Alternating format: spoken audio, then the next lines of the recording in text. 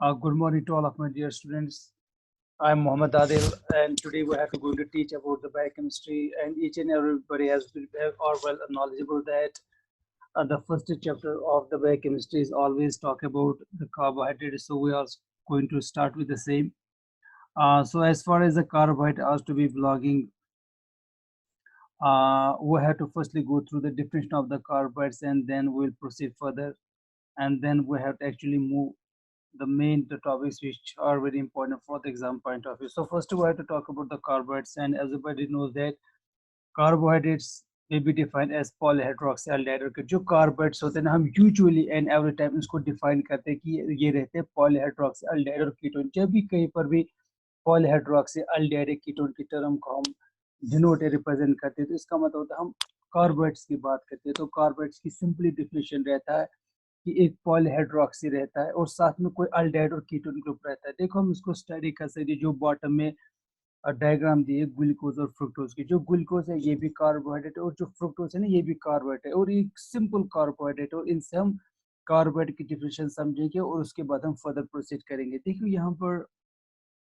आप लोग अगर आप यहाँ पर देख रहे हैं, यहाँ पर देखो एक OH ग्रुप को बोलते हैं हाइड्रोक्सी ग्रुप, एक OH ग्रुप को हाइड्रोक्सी ग्रुप बोलते हैं, और जब हमारे पास बहुत ज्यादा OH ग्रुप होते हैं तो उसको बोलते हैं पॉलीहाइड्रोक्सी। जब किसी भी कंपाउंड के पास एक OH ग्रुप हो तो उसको बोलते हैं हाइड्रोक्सी ग्रुप, और जब एक से ज्यादा हाइड्रोजन ग्रुप पाया जाए उसको बोलते हैं पॉलीहाइड्रोक्सी। तो कोई भी केमिकल स्ट्रक्चर जिसमें एक से ज्यादा OH ग्रुप हो तो उसको बोलते हैं पॉलीहाइड्रोक्सी। और साथ में आप ऊपर देख रहे हो मैंने लिखा हुआ है CHO, CHO है अल्डिहाइड ग्रुप, और यहाँ पर देख रहे हो C डबल बॉन्ड, इसको बोलते हैं कीटोन ग्रुप। तो कार्बोहाइड्रेट का सिंपली मतलब होता है किसी भी केमिकल स्ट्रक्चर के पास जब एक से ज्यादा OH ग्रुप प्रेजेंट और साथ में एक अल्डिहाइड ग्रुप हो या एक कीटोन ग्रुप हो, उसको हम बोलते हैं कार्बोहाइड्रेट।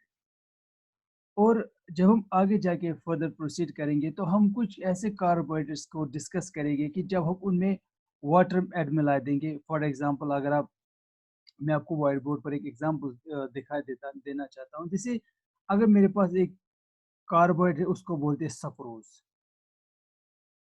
एक है इसको बोलते हैं सक्रोज।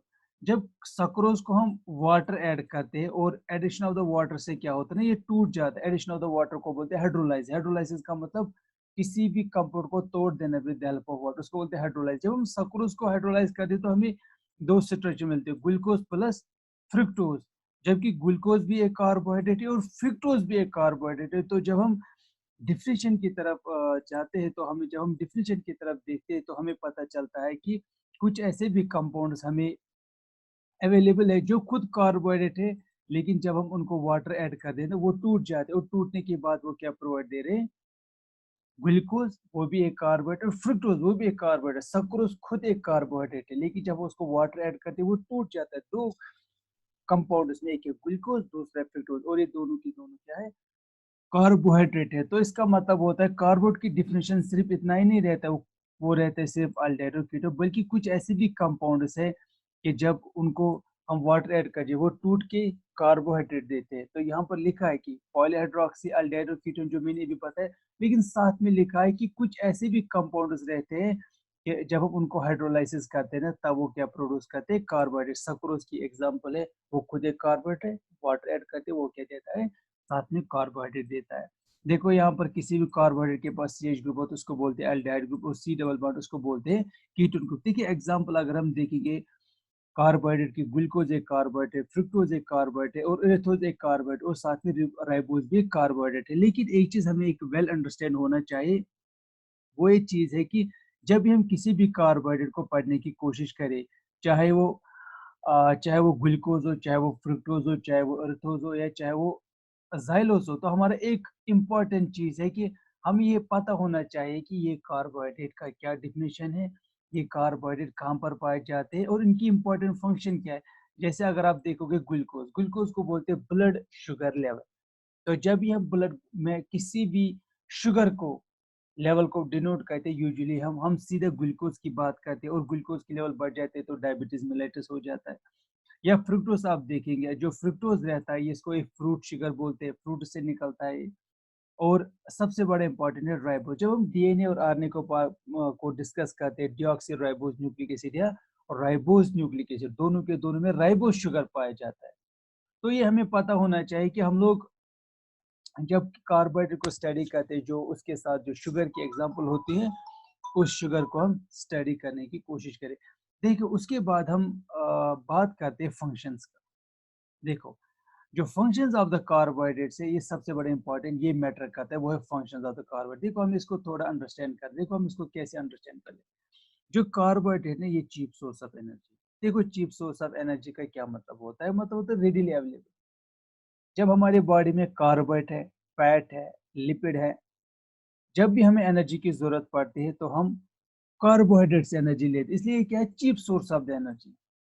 और जब भी कार्बोहाइड्रेट अवेलेबल रहते हैं तो बहुत ज़्यादा कंपाउंड्स का बनना भी स्टार्ट हो जाते हैं। जैसे जब हम फैट एसिड सिंथेसिस पढ़ेंगे तो वहाँ पर हम देखेंगे कि किस तरह से कार्बोहाइड्रेट से फैट को बनाया जाता है, फिर कैसे अमीनो एसिड का रोल रहता है कि ये कैसे कार्बोहाइड्रेट बनाता है और ये कैसे फर्दर प्रोसीड करता है। जैसे अगर आप लोगों ने देखा होगा हमारे जो एंटीजन्स रहते हैं वो ग्लाइकोप्रोटीन्स के बने रहते हैं।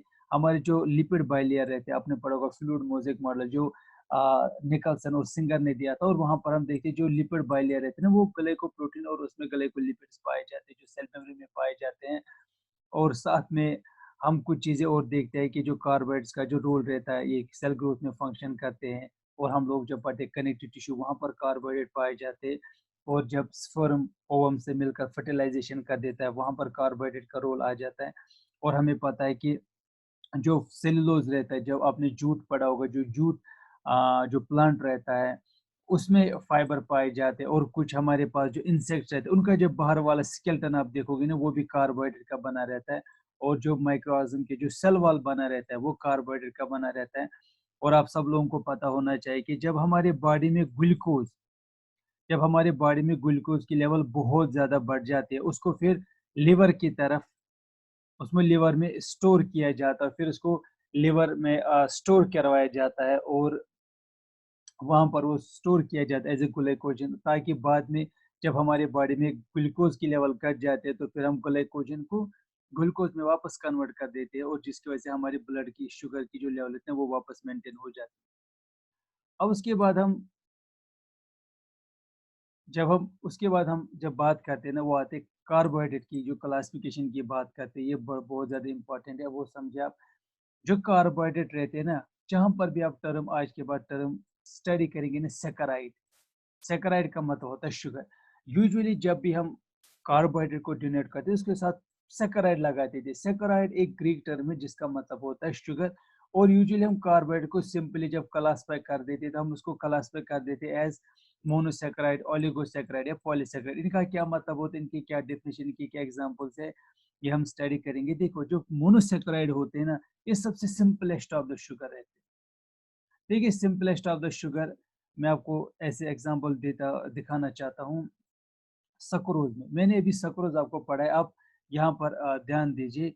जब मैंने कहा कि सक्रोज एक शुगर है, मैंने इसको हाइड्रोलाइसिस कर दिया, इसने ग्लूकोज बनाया वो भी शुगर है, इसने फ्रुक्टोज बनाया वो भी शुगर है। लेकिन क्वेश्चन यहाँ पर बनता है, अगर फर्दर ग्लूकोज को हम हाइड्रोलाइज कर दे, अगर हम ग्लूकोज को वापस हाइड्रोलाइज कर दे या फ्रुक्टोज को वापस हाइड्रोलाइज कर दे, क्या ये किसी और कार्बोहाइड्रेट को जनरेट देंगे? तो आंसर इसका है नो। जब भी ग्लूकोज और फ्रुक्टोज टूटता है, ये यूजुअली टूटता है कार्बन डाइऑक्साइड प्लस वाटर में। जब कोई भी कंपाउंड, जब ये वाटर और कार्बन डाइऑक्साइड में टूटता है, ना तो कार्बन डाइऑक्साइड शुगर है ना तो वाटर शुगर है। इसका मतलब हो गया कि कार्बोहाइड्रेट को जब हम उसके बाद हम फर्दर इसको किसी और कार्बोहाइड्रेट में नहीं तोड़ पाते हैं, इसको बोलते हैं सिंपल शुगर। जब भी सिंपल शुगर होता है आप उसको हाइड्रोलाइसिस करेंगे तो आपको कभी भी शुगर नहीं मिलेगा, तो बल्कि उसके बाद एक ऐसे कंपाउंड मिलेंगे जो दोनों के दोनों शुगर नहीं होंगे। उसके बाद आप देखेंगे मोनोसैकराइड। जो मोनोसैकराइड्स रहते हैं, जब हम मोनोसैकराइड्स की बात करते हैं तो हम कहते हैं ये सिंपल शुगर्स होते हैं। सिंपल शुगर का मतलब होता है उसके बाद इसको फर्दर और किसी कार्बोहाइड्रेट में नहीं तोड़ पाए। इसकी जो फार्मूला है वो है CnH2n। और जब आप इसको अप्लाई करेंगे, जैसे ग्लूकोज की फार्मूला C6H12O6, फ्रुक्टोज की मॉलिक्यूलर फार्मूला C6H12O6। और जब आप n का वैल्यू पुट करेंगे तो आपको हाइड्रोजन का वैल्यू मिलेगा और ऑक्सीजन का वैल्यू मिल जाएगा।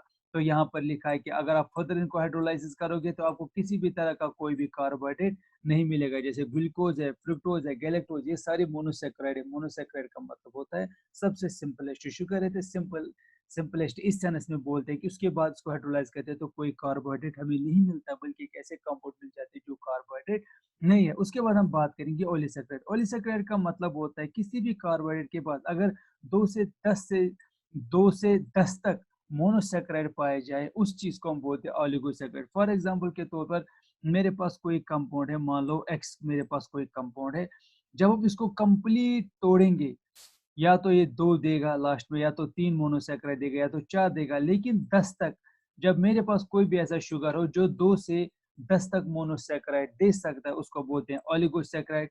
फॉर एग्जांपल आप देखते हैं लैक्टोज। लैक्टोज का मतलब होता है मिल्क शुगर, जो बच्चे को हम जो मिल्क जो मदर प्रोवाइड करता है उसमें जो शुगर पाया जाता है वो लैक्टोज पाया जाता है। जब आप माल्ट की बात करते हैं, माल्टोज में हमें ग्रिप्स जिसे हम मिलते हैं तो माल्ट से मिल जाता है। और सक्रोज, सक्रोज क्या है? देखिए जो सक्रोज है, सक्रोज को बोलते हैं हम लोग केन शुगर। सक्रोज को हम केन शुगर बोलते हैं। जो गन्ने का जो जूस पीते हैं उसमें सक्रोज रहता है। लेकिन ये तीनों के तीनों मैंने यहाँ पर एग्जांपल दी है, अगर आप नीचे डायग्राम देखिए। लैक्टोज, जब लैक्टोज टूट जाता है ना तो ये ग्लूकोज देता है, और उसको लैक्टोज तोड़ने के बाद देता है। माल्टोज जब टूटता है तो ये ग्लूकोज देता है। जब सक्रोज टूटता है ये ग्लूकोज और फ्रुक्टोज टूटता है। लेकिन जो ग्लूकोज है, गैलेक्टोज है या फ्रुक्टोज, ये सारे के सारे मोनोसैकेराइड। अब देख रहे हो कि लैक्टोज जब कंप्लीट टूटता है तो 2 मोनोसैकेराइड, इसलिए कि दोनों तीनों के तीनों क्या है, डाइसैकेराइड है। तो इसके बाद एग्जांपल जब हम आगे चलने की कोशिश करेंगे, देखो उसके बाद जब हम आगे चलने की कोशिश करते हैं, देखो मैं आपको थोड़ा कुछ चीज़ें फर्दर इसको क्लियर करना चाहता हूँ।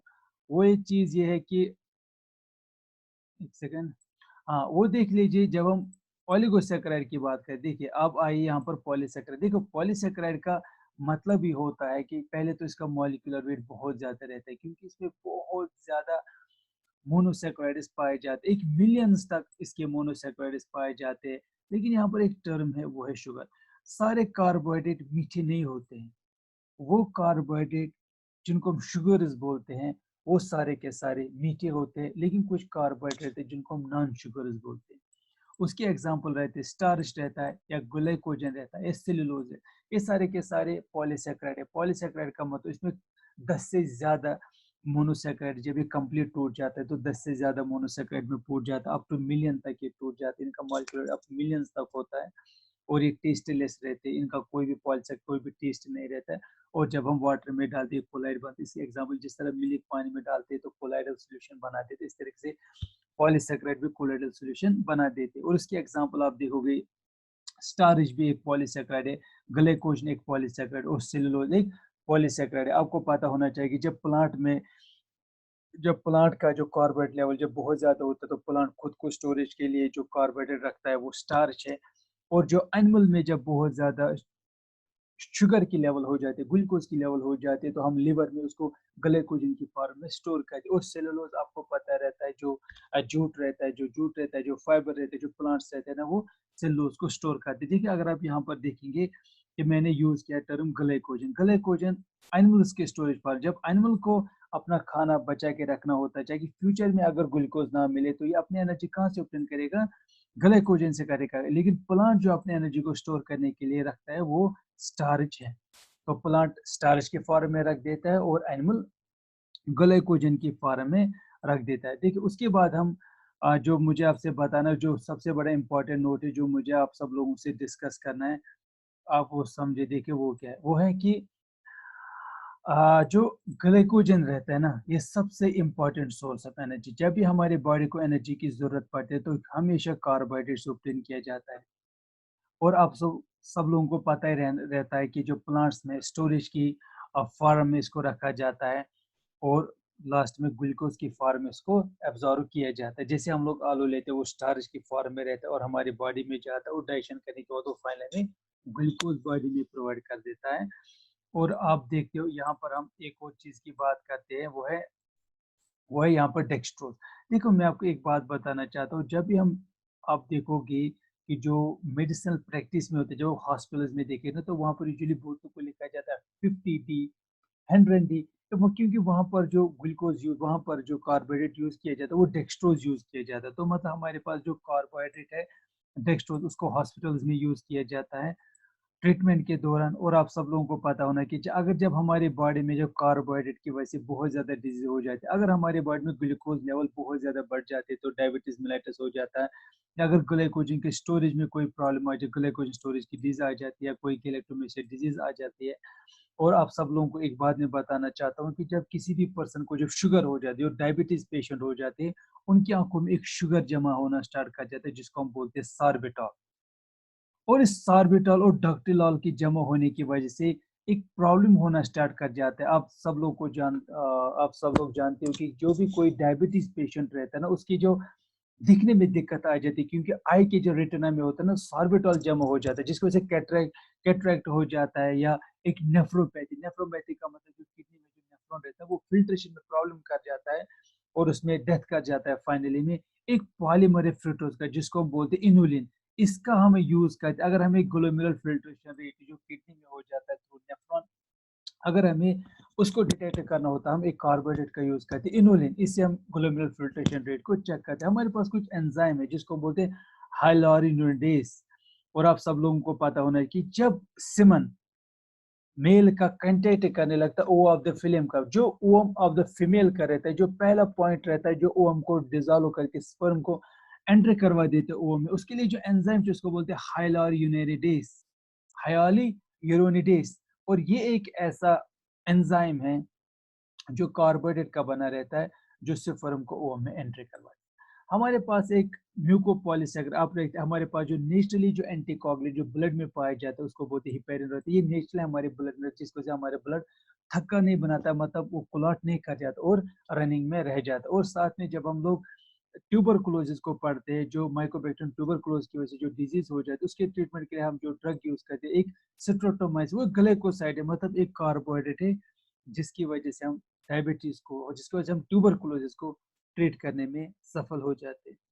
तो ये एक सिंपल सा इंट्रोडक्शन था कार्बोहाइड्रेट का। कार्बोहाइड्रेट क्या होता है, उसकी क्लासिफिकेशन मोनोसैकेराइड, ओलिगोसैकेराइड या पॉलीसैकेराइड और कुछ इंपॉर्टेंट हो। लेकिन जो सबसे इंपॉर्टेंट टॉपिक जिसको से हमें डिटेल में बात करने और जिसको हमें टाइम देना है, वो ग्लाइकोलाइसिस है, क्रिब साइकिल है, हेक्सोमोनोफॉस्फेट शंक है, या फैटी एसिड सिंथेसिस है, डीएनए आरएनए, जिसको हम कंप्लीट इन डिटेल स्टडी करवाएंगे। तब तक के लिए थैंक यू सो मच।